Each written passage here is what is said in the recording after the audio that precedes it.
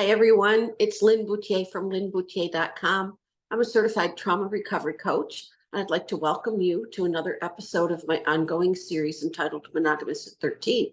This is the story of my trauma and my family story as told from two perspectives, one as a trauma and abuse survivor and one as a mental health professional who specializes in trauma. And I have, it's just a short discussion that I wanted to have this morning where I live in upstate New York. It's morning right now. It's about 8 o'clock in the morning. And it is the morning after a national election in the United States. And there's a lot of mixed feelings in our country and around the world right now. But the thing that I'm going to speak about for a few minutes is the emotions and the trauma that people feel within them right now from this whole election cycle and from about a decade of feeling really conflicted over the displays of behavior that we've seen that many of us don't agree with or approve of or resonate with in any way. And I have a little grounding tool in my hand. I got my little holy stone. This is a trigger warning. I'm asking all of you who are watching to please anchor and ground yourselves. And if you know already that this video is not for you, if it's going to be too triggering for you to have some time spent with me, having a short discussion about the election that took place yesterday, November 5th, 2024. And this morning being the morning after, where a huge number of people in the United States and around the world are in grief. So I've taken the time to bring myself into a state of anchored and groundedness. And if at any time, if you feel triggered by what I'm saying, do these things for yourself, please. Shut off the video and don't come back to it. Go immediately into your highest, best self-care, and not just for a few minutes, but for the remainder of the day, because this is a really, really an emotional time for people. Okay. So I just want to start off by saying this might seem irrelevant to you for a moment, but there's a person who told me recently, this person asked me, have you ever seen the movie Seize the Day with Robin Williams? And I said, no. And they were quite surprised that I never saw that movie. They said, you got to watch it. You just simply have to watch it. And I said, okay. And I procrastinated a little bit, but then during election night, I had so much pent up energy and I didn't know what to do with myself. So I thought, you know what? I told this individual, I will watch this movie and I'm going to watch the movie right now. And I did. And there are some parts of that movie that are so intense. I rewound and went back and rewatched them because the acting is so phenomenal. Robin Williams, Jerry Stiller, and others in the movie are just phenomenal actors. But there was a line from the movie that was like I'm sorry for this. It's an expression that I use. It's not a very pretty expression, but I've been saying it for a very long time. And I say this when I mean that something had an unbelievable impact. But there's a line in the movie where Wilkie is told, the main character Wilkie is told, for some people, love is a recessive gene. And in that moment, it was like a punch to my brain and my heart at the same time. Many of us, and now I've been initiated into that movie, but many of us could immediately identify with that line. For some people, love is a recessive gene. And it really summed it up for me. And I thought, what an appropriate movie to watch at this time. And then because we're all waking up the next morning to what some of us feel to be dreaded news. Some people are elated. It happens with every single election. It's part of the election process. A whole bunch of people are going to be disappointed, and a whole bunch of people are going to feel on top of the world after all the, all the states have put in their votes. So we've been here before, but this time, to many of us, it feels so dire. It feels so awful. But this morning, I feel a whole lot like the final scene in the movie Seize the Day, when Wilkie literally falls into a funeral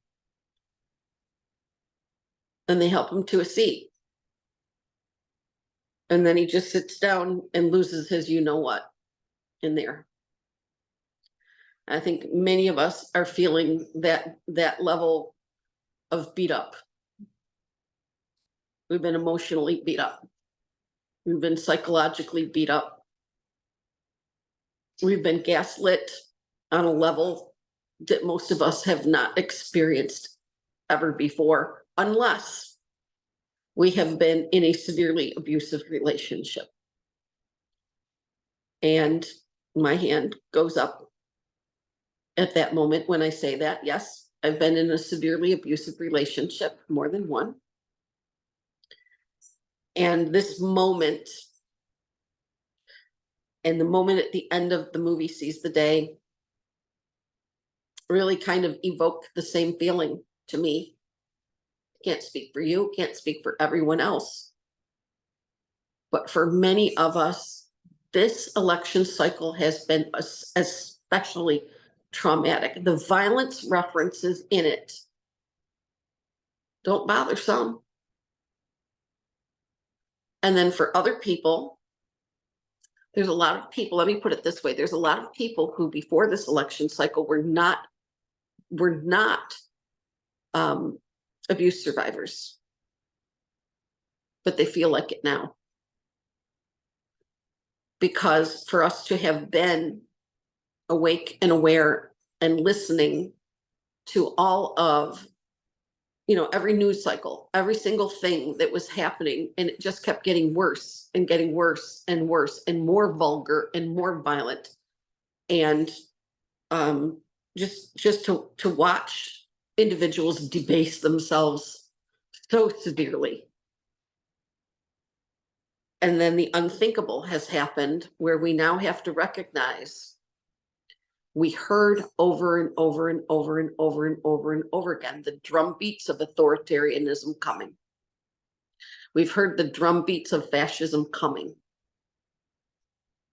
And this is what it feels like when we wake up and realize this person is not kidding. So now the president-elect of the United States of America has said again and again and again and again, I don't believe we should have freedom of press. I'm taking that away. I've got an enemies list and I'm going after people on day one. We're gonna have one day of it being really rough, really, really rough for one day. I don't believe it's going to be for one day.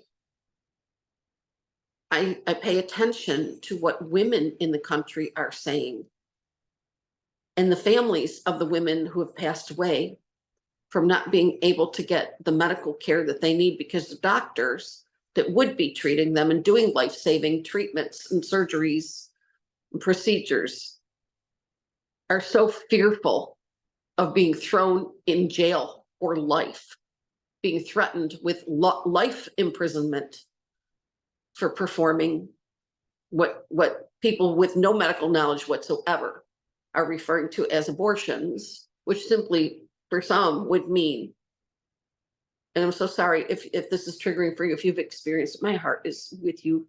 I am so with you.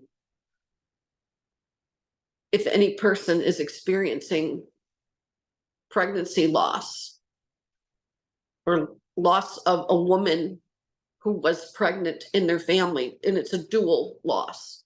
And sometimes there's more than one baby that's lost with the mother. Or just the, and I shouldn't say just, but the mother survives, but her baby or babies are lost because of a procedure that could have saved them, wasn't allowed. If the woman is going to die, if she does not have this life-saving procedure, she's going to hemorrhage to death. If she's got an infection or any other thing that could happen. More and more and more and more states are making it so that women cannot have life-saving procedures because some people with no medical knowledge or very little medical knowledge have decided that's abortion and we're not having it. So there's a lot of references to the I think it was Hulu that ran The Handmaid's Tale. I only watched the first 2 seasons of it. I couldn't watch anymore because it was so disturbing. It was giving me nightmares because I was so fearful that at some point in time we're going to end up there. It was so traumatic to watch that series because of the people and the horrific, traumatizing events that they were expected to endure because of a theocracy and a dystopian, well, what would you call it?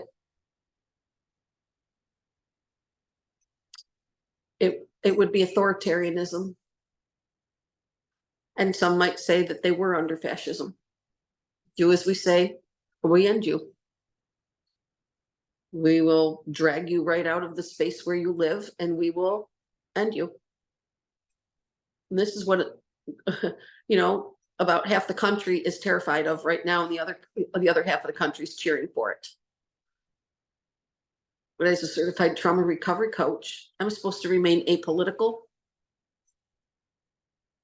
No, I'm not gonna. I can't sacrifice my commitment to my ideals, which are, I'm a big 5 individual. I stand for love, light, truth, compassion, and human decency.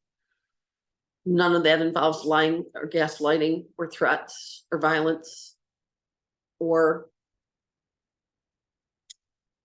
hinting or saying it right out loud that a human being should have done to them the worst horrifying things that another human being can do to a human being. And we now have an authoritarian leader who doesn't mind stepping up to a microphone and saying that for all the world to hear, that he condones violence, and that we have not seen anything yet compared to the violence he intends to do. So this is very, very, very, very, very dark time for about half of the United States. This is an especially dark time for women. For the women who heard on mainstream media, on alternative media, certain people in mainstream media who were saying that voting against your husband, if you're a woman, is akin to cheating on your husband, and that there should be some form of punishment. To me, that's horrifying. Women fought bravely to be able to gain the right to vote. Minorities fought bravely for the right to vote.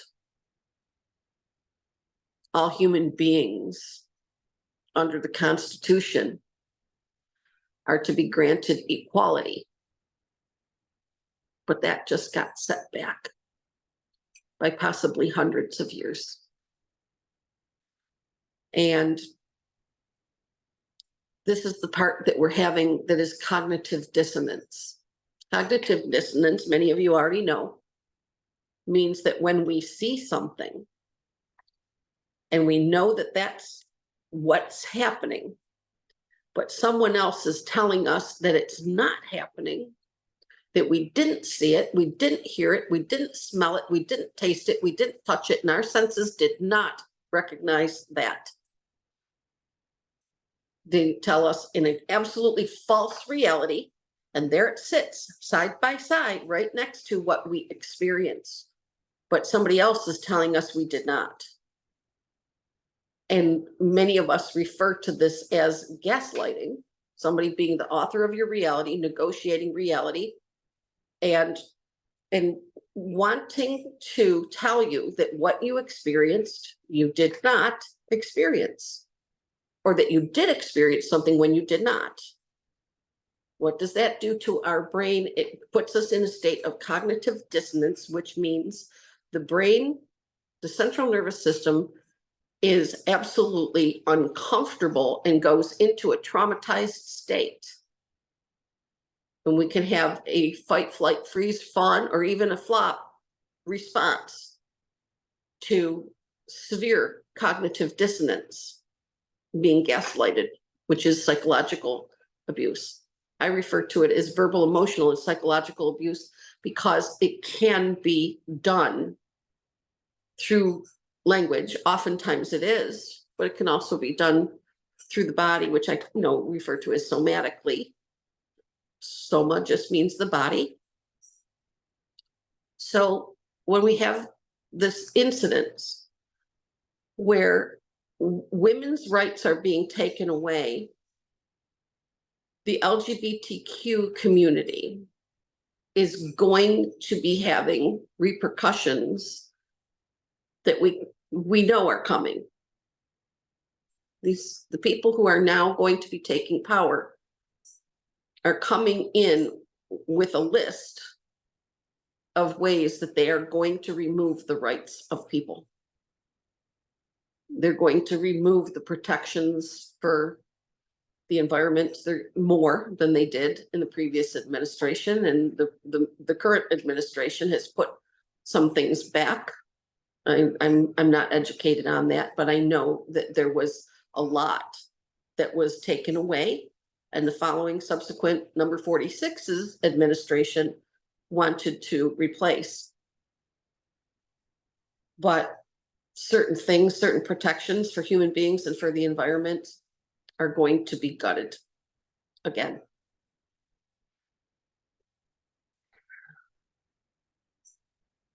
Yeah.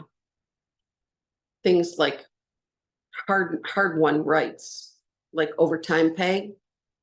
You've got a president-elect now who wants you to work a 40-hour work week, and anything after that, this person believes very strongly, their administration believes very strongly, you should not be given time and a half pay for working past 40 hours. That's going to affect millions and millions of American workers and families. There's so much that they want to take away. And so many of us today are waking up, and after the long, laborious election cycle that felt so hopeful, we got a second wind a few months back, and we felt so hopeful, appreciative of the current president for stepping aside and doing what's right for the nation, and allowing and encouraging his vice president to say, you go forward. You go forward as the candidate for the Democratic Party. And she did it honorably. She did it honorably. Her team, her vice president, they were honorable people.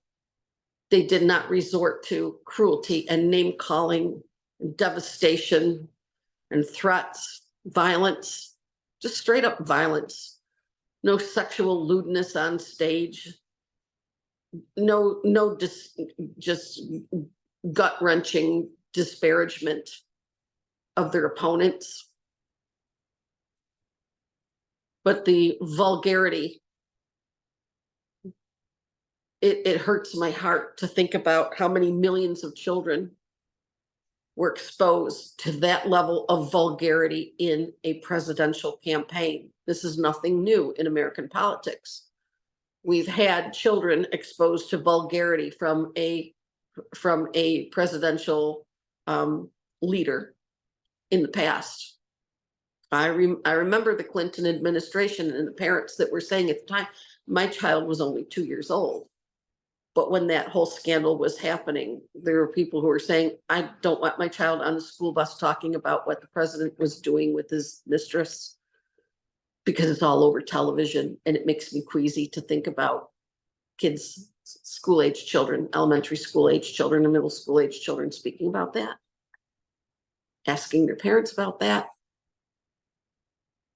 It was just a very, very difficult time for a lot of people to reconcile that in their mind because of the cognitive dissonance. This is the United States of America's leadership at the highest level. And from that person, we're seeing vulgarity and violence. And I can say that the situation that was happening in the early 90s, I wouldn't associate that with violence. It was just highly sexual material that was all over in every news cycle. And it really pales in comparison to what we've been seeing and hearing in recent weeks and months, hasn't it? Yeah. So where do we go now? How do we soothe ourselves? How do we feel better? How do we heal from the trauma that we're carrying inside of ourselves now?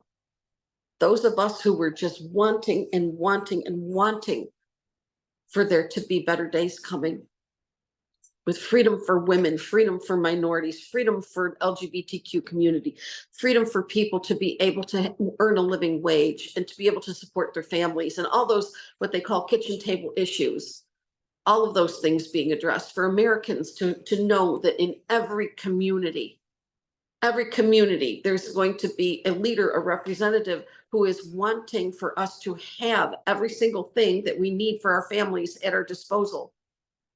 For kids to be able to go to school, for kids to be clothed, for kids to be fed, for kids to be able to go to school and have the school lunch programs that they need, just like Governor Walz put forth in his state. All of the different things that we refer to as the kitchen table issues. And we kind of can see a lot of them swirling the drain right now. It's scary. It's a really scary time for a lot of people, and for people who relish violence, it's not scary for them because they are the ones who are feeling the power. They're the ones who are wielding the sword, and they're the ones who are going to be standing over others and removing their rights. And the part that scares me and upsets me more than, or I should say equal to, the things that I've said already, is the migrant workers, the migrants that are in our country, the transient people, the people who are just trying to earn a living for their families too. The supposed illegal immigrants and migrants that are going to be, quote, rounded up and deported immediately means that our country is going to be, people are going to be walking on streets. This is no exaggeration. And if they have their way, if they do what they say they're going to do, we're going to be living in a show us your papers state. And it's been widely stated that they're going to be people who are going to be falsely imprisoned. They're going to be people who are falsely deported. And there are going to be families that are separated over this. There are people who have children here who are American citizens. They were born here. And I will say, when this man was president number 45, he publicly humiliated himself by not even knowing that Puerto Rico is an American territory and that Puerto Rican people are American.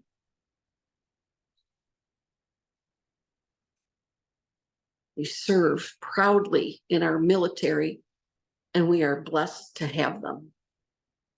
They're part of us. The United States has multiple territories. And if you become president and you're so ignorant that you don't even know who your president, what territories your presidency represents, how can that be? But I can tell you, for those of you who are not elated today, for those of you who stand for everything that is honest, good, true, right, decent, nonviolent, non-disparaging, non-hateful. For those of you who want to uplift other people instead of knock people down. Those of you who feel sick inside when you hear a person who very well could be and is now president-elect of the United States of America, talking about how he would like to just punch somebody in the face, or he would just like to just have 1 minute with that person, or he'd like to have somebody dragged into a ring to have a fight so he can get off on that.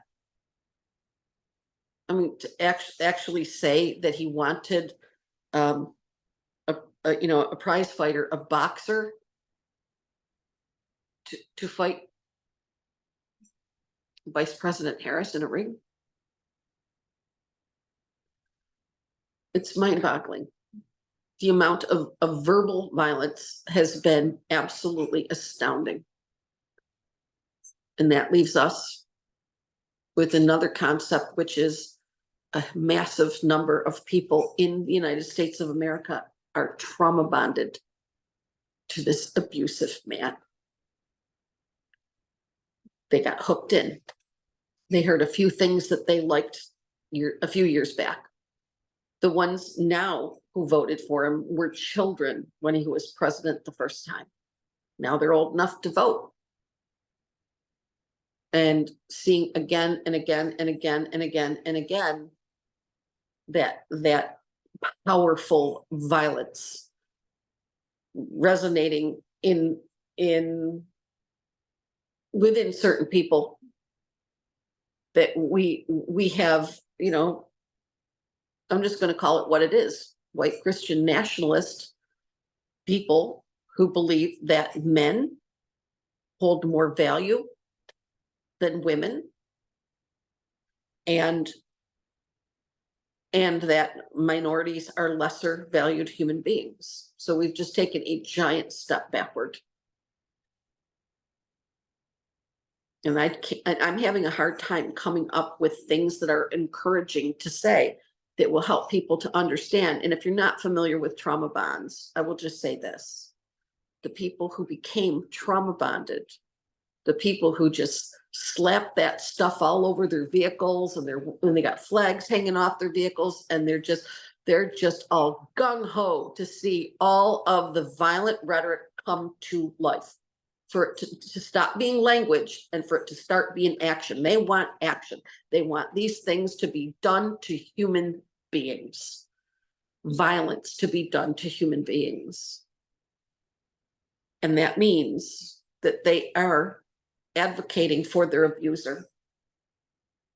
It's as simple as that. These people have been trauma bonded to an abuser, and now they defend the abuser. And we've seen this before. This has gone on throughout history as long as modern man has existed.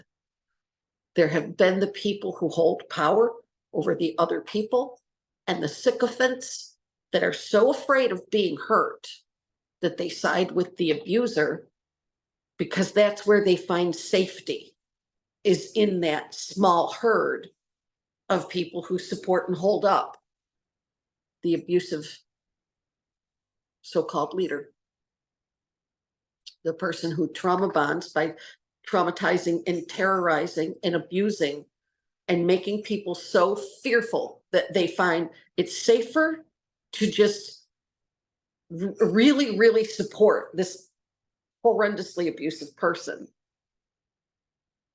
than to stand up against them, to stand against a bully. And we know that the president-elect, who's only been president-elect for a few hours, is without a doubt a bully. So each one of us has to find our way to hang on. We need to hang on. It's the oldest president we've ever had elected to office, or I mean, we won't have the inauguration until January, but the oldest person ever to be sworn in has just been elected. And the country that was screaming that they could not have an elderly president. Oh no, we cannot have the same president we've had with our highest economy and just done an amazing job, in my opinion. Biden, Harris have done an amazing job. And they're nonviolent in their leadership. Now, what will we see? It's a scary time for us. And what scares me, what traumatizes me, is that people who feel emboldened to violence, I'm worried that they just got a giant permission to engage in and to act on their darkest, most vile hatred towards other people. And they feel emboldened to do as they please. It really frightens me, because this is the first time we've ever had a civilly adjudicated rapist in charge of our country. So I listen to music every single day. It's part of my trauma recovery. I've been doing it for years. And some of you know that I love to sing. I sing every single day. It was part of adopting traumatized dogs. A couple of my dogs have been severely traumatized before I adopted them. And it was part of their recovery to have music and singing as part of bringing them back into a safe world, to be able to heal their nervous system so that they could enjoy their life again. And I was doing that for myself too. And some of you may know already, I'm a huge fan of Gabby Moreno. She is from Guatemala. And she came to the United States when she was 18 years old. She's a singer, songwriter, musician, an amazing poet. And she has a new album out that's called Dusk. Came out in 2024. And there's a song on her album called Dusk. And the song is called El Saber. And I'm going to read the translation in English because the poetry is absolutely beautiful. And I think that my viewers really need these words right now. So here it is. This is the English translation for Gabby Moreno's lyrics to El Saber. Like a flame that stirs the wind, it is the sand that is rising, the ailment that time heals, the knowing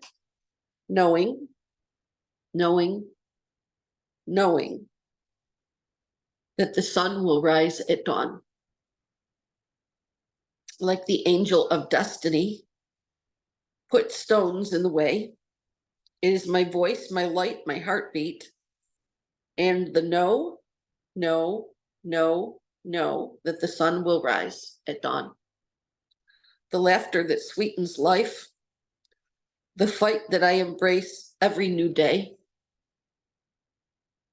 All those pearls are hidden In the shadows, they will continue. We are pushing against the current.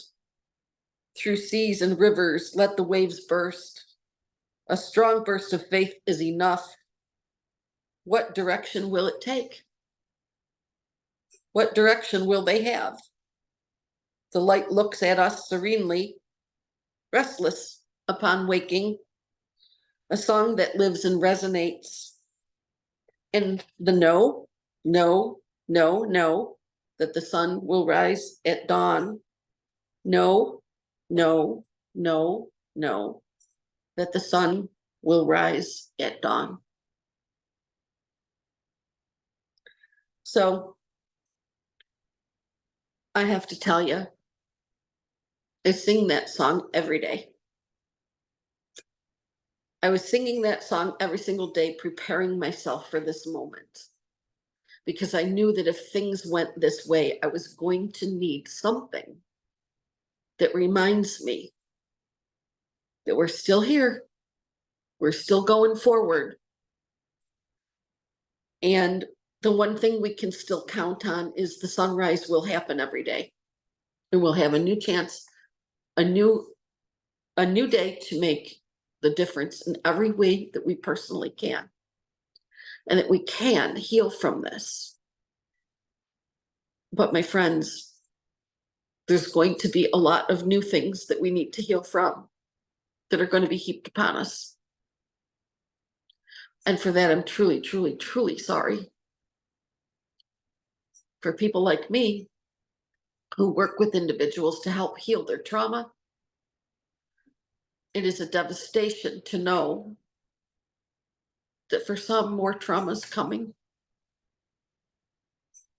But there will be people, compassionate people, people who know right from wrong, people who would far rather ever speak truth than lies, people who will always opt for gentleness and compassion over division and violence.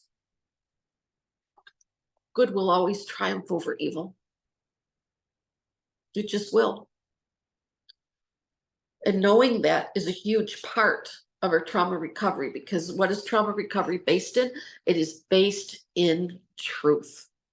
Two connections that are the most basic things that are always present in trauma recovery: the truth and reconnection. Reconnection and truth. We reconnect to ourselves, to our environment, to others, and to the world, the universe. And we always, always, always take the time to to recognize what is the truth as opposed to the lies. When we can sort the truth from the lies, and we know that we are worthy, we have the right to be here. This is where I belong, or like Gabby Moreno sings in a different song called Fronteras, which means borders. This is where I belong. Yo pertenezco aquí. This is where I belong. I belong here. I have the right to be here. I have the right to be here unviolated, unabused, unmolested, unlied to.